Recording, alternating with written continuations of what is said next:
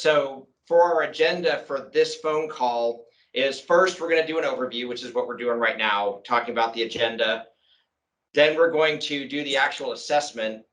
And then we're going to show you the behind the scenes of what's going on and how the things that we put together to make this assessment work. And then we're going to do a debrief afterwards. And in the debrief, the two questions that we want to focus on are, number one, how confident are we? How confident do we feel like Alex is at testing UAS? Because really, that's the whole point of a remote assessment, right? Is for us to be able to watch Alex perform, and then we judge from hundreds of miles away whether we think Alex is competent or not. That's the real question that we want to look at here. Obviously, if we were standing right next to him in a regular assessment, then it would be a lot different. But because this is remote, we have that challenge of how comfortable can we really be that we can tell if Alex is competent or not. And then the second question I want you guys to reflect on during the assessment is what kind of things can help us gain this confidence, the confidence in his competence, and what else would we need to see, or what else would need to be, what we need to have in this assessment in order to get more confident in his competence. All right, Alex, are you ready to go? Yep. All right, cool. So how you doing this morning? I'm doing good. You know, Good. clear day. So this assessment covers the UAS equipment check test flight sequence. So since I'm not there, it's important for me to make sure that this is a successful assessment on basic UAS safety and operations. Right, are you ready to start the assessment? Yes. All right, so can you explain the flight conditions? Yeah. So I checked the METAR report this morning. So we have 10 plus statute miles of visibility. There's no clouds today, so we don't have a cloud ceiling to worry about. And the wind speed is just 4 knots going southwest. Great. State what equipment you'll be inspecting. Yeah. So here, let me see if I can adjust my camera down a little bit. So I have the DJI Mavic 2 Pro here, and then with the controller that comes with, and then I have an Android phone, and on it is the DJI Go 4 app. Alex, do you mind pointing it down a little bit? Yeah, there you go. Yeah. Perfect. All right. State what documentation you will be referencing. If applicable, explain why you have chosen that documentation. Yeah. So I mean, I have the UAS test flight record here. This is just to test the equipment, and it's kind of like a checklist of it. And then in case I need to reference anything, I have the Unmanned Aircraft Safe Operations Manual here. So that's just in case I have anything that I might want to double check or reference by when I'm doing this test. Okay. So list any key characteristics that must be demonstrated for this competency unit and explain why they're important. Yeah, so the two main reasons we do these tests is, or we do the assessment, is because we want to make sure we can run through this process at the beginning of every flight. So that way we can quickly and confidently know that the flight's gonna be safe and successful. But then also we want to maximize the time from our clients and the time we have to record on the mission, because we go out to, record videos. So we want to make sure we can go through this process quickly and confidently and move along with actually getting the recording that we went out to get. Great. All right. So now going into the actual assessment, what is the first phase? The first phase is the pre-flight phase, or the pre-power-up phase. And for this phase, we're essentially just checking the equipment before any power goes on. We want to check the conditions to make sure there's nothing like damaged and everything is powered and energized and ready to go. So Alex, Can Yep. you tell me why you need to check this stuff before you turn the power on? Yeah, because I mean, one, the batteries are really dangerous. Like they can kind of be explosive to a degree. So you always want to make sure they're safe. And then also the drone's blades spin insanely fast and can definitely, cut skin and things like that. So whenever you turn it on, it is a dangerous device, and you want to make sure you're checking as many things as you can before you move on to any sort of powering up of anything with this equipment. Okay, thanks. So with that, I'm gonna go ahead and kind of fly the drone. So I double check the area, and then all right. So aircraft is on, and I'm gonna take off.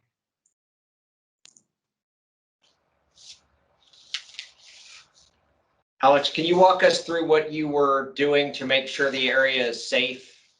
I know you were doing it, but can you tell us your thought process behind what you were looking for to make sure the area was safe to take off?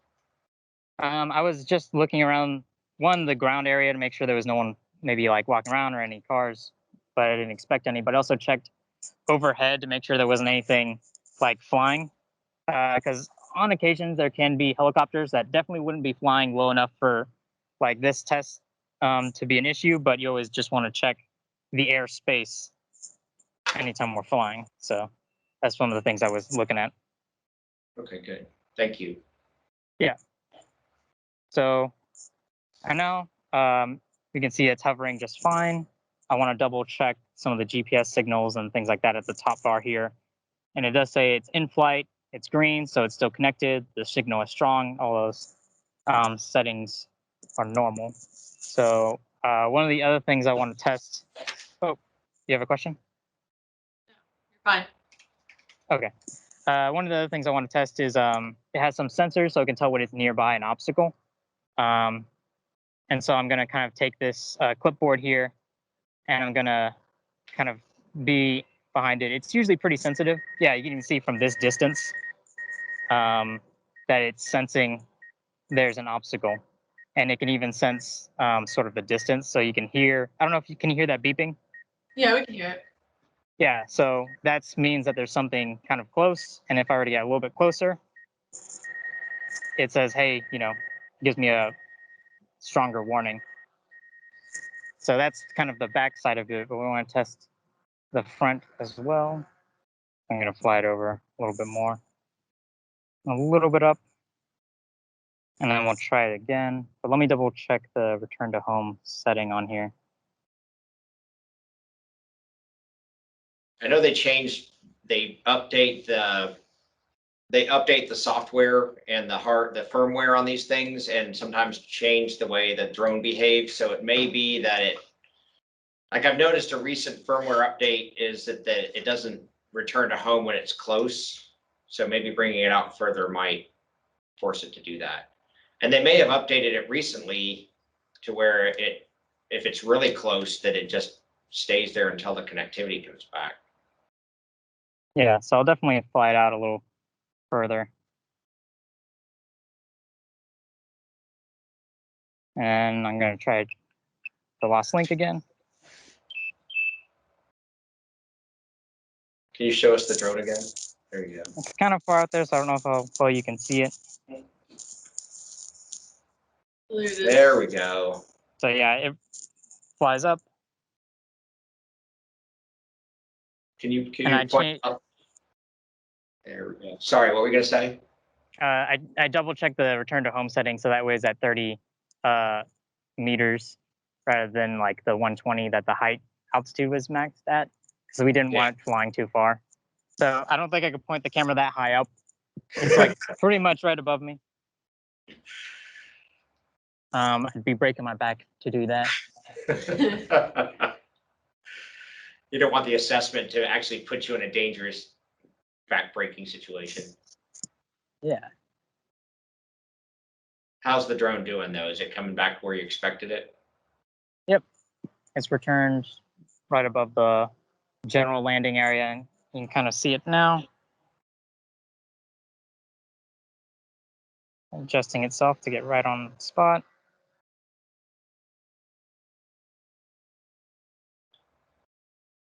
Okay. There we go. So return to home works both normally and with lost link. So I'm going to turn the controller back on and let it connect. And that's the hover phase. Okay, So can you guys see it? what Can you guys see the setup? It's got Yes. great, I like the harness cell phone holder because it has like the ability to tilt and all of that. Looks like it's very sturdy. Mhm. And what we really like about that is we tried a helmet cam version of that, but you can't see what you're showing. So this version allows Alex actually to kind of be a video producer while also being assessed, because he can look at exactly what's being broadcast on the assessment. Okay, so these are a few things that we put together for like the behind the scenes to make this assessment work. And the first part we just talked about, obviously the camera setup is super important. We have that chest harness that we just showed you, and the idea that the assessee can see what they're showing, which we found makes this much easier. Using that helmet cam that we tried actually makes it really hard because you don't know what you're showing. And in this case, we can actually ask Alex, hey, can you point it up a little bit to see some other thing that we need to see, which is important for remote assessment. The next part is, I think, really important for, especially if you guys are working with people out in the field, is to find ways to make the assessee feel comfortable, because Alex has worn that thing a few times, so you can tell he's used to this, but somebody who's just putting that on for the first time is likely going to be self-conscious, especially if they're walking around with that thing in front of a lot of their colleagues or whatever. And being a video producer, again, we're used to that. The people out in the field might not be, and you definitely don't want somebody failing an assessment because they're uncomfortable wearing a camera. So I think it's really important that we find ways to make the assessee feel comfortable in this kind of awkward position that we're putting them in. And even in some cases, find ways to set them up for success ahead of time, to ask, hey, are you sure you have everything you need? Have you thought through? There's some things that aren't necessarily, they don't have anything to do with the procedure they're demonstrating, but we can still ask them to make sure that they're set up ready for the assessment. I noticed that our time is running short, so let me just ask Bruce and Dee Dee, from what you were able to see on that, how confident are you that Alex actually is competent at doing the test flight sequence on that drone? I was pretty that he knew what he was doing, Jay, just from him explaining what he was doing and trying to demonstrate it as best he could. You know, like I say, there are some difficulties in the video in looking at a screen being remote, but I was very confident that he knew how to operate the drone. Okay. And he went through his checklist. He knew exactly, you know, what to look for. He tried to show us on the screen what he was looking at, the different checks on the controller. So and actually the drone itself. So I felt pretty confident. Good. Dee Dee? Sorry, I was on a pace break. I think it was great. What really stuck out to me is the importance of pre-planning. It was very well coordinated, and him having a checklist out there, not just relying on the assessor to have the checklist, that might be helpful to the assessee. They know what's coming. You know, they know what they need to be over explaining. So that's good. I was able to, everything was visible. I was able to see all of the demonstrations that Rabia asked the questions. I was able to see the demonstrations clearly. So it was good. Good. Well, I'm glad you brought up the checklist too, Dee Dee. And in fact, what you weren't able to see is that we actually have a remote assessment UAS Test Flight Sequence worksheet that they're working off of. Alex didn't have it right in front of the camera out there, but that was what Rabia was reading off of to make sure that everything was covered. And that the checklist that you saw was actually our standard UAS maintenance checklist. So that's something we're going to bring out on every time we do a test flight. The assessment checklist is something else that we put together to make sure that we remember to ask things like, what does it take to be safe, and to work through the process. That's where the assessment criteria will be, like what specific questions we're looking for and what those kind of things. So that is another critical piece. And we actually have kind of instructor version, and then we have the assessee version that we send ahead of time, which is going to be super critical if you're going to be doing anything where you're having them do asynchronous assessments where they're going out and videoing themselves. You need to tell them what you need to make sure shows up on that video. Good point. So, okay. Well, we're out of time.